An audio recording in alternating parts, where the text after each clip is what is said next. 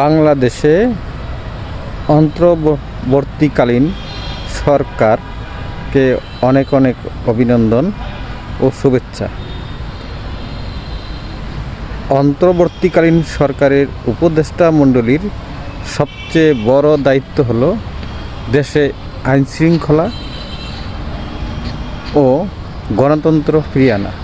তা আমরা আশা করব একটি জাতীয় নির্বাচন সুন্দর ও সুষ্ঠু হয় ও গণতান্ত্রিক ধারা অব্যাহত রাখে।